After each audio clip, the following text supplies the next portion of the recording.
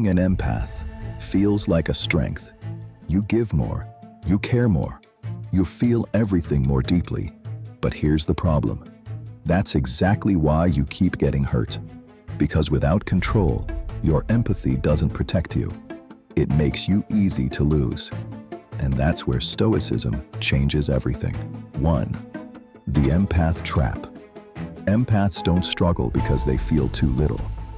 They struggle because they feel too much and act on it too quickly. You sense distance instantly, feel emotional shifts before they're said, try to fix what feels off. And in doing that, you start overgiving, overthinking, over-adjusting, not because you're weak, but because you're not anchored. 2. Why this attracts emotional chaos.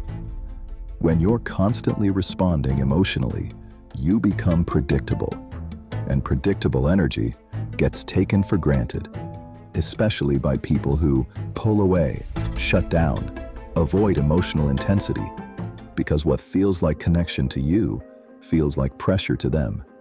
And without realizing it, you create a cycle. You feel, you react, they withdraw, you chase, they distance more. That's not love. That's lack of control. 3. What Stoicism actually means. Stoicism is not about being cold. It's not about suppressing emotion. It's about this.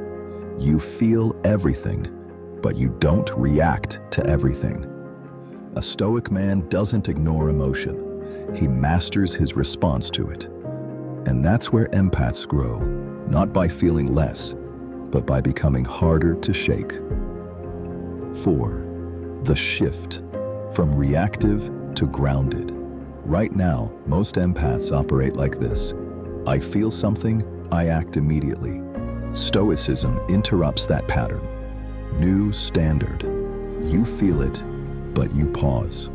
You notice the anxiety, the urge to text, the need to fix, and instead of acting on it, you sit with it. Why this changes everything? Because when you stop reacting instantly, you stop feeding unstable dynamics.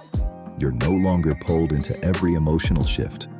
You become steady, controlled, selective. 5. Boundaries without emotion. Empaths struggle with boundaries, not because they don't understand them, but because they feel guilty enforcing them. Stoicism removes that guilt. A Stoic boundary sounds like less explaining, less emotional energy, more quiet decisions. Instead of, why are you being distant? Did I do something wrong? You simply adjust. Less attention, less availability, more focus on yourself. No drama, no speech, just action. 6. The detachment without losing depth. This is where most people get it wrong. They think, if I become Stoic, I'll lose my ability to love. No, you lose your neediness, not your depth. Real shift, you still care, but you're no longer controlled by attention, shaken by inconsistency, dependent on how someone shows up.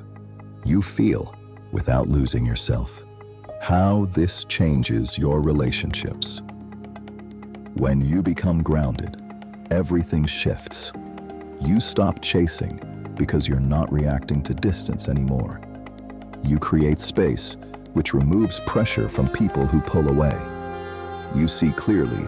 Instead of trying to fix people, you recognize patterns faster. And most importantly, you stop staying where you're not valued. 8. The hard truth. Some people will still pull away, even if you do everything right. Stoicism teaches you this. You don't control outcomes. You control yourself.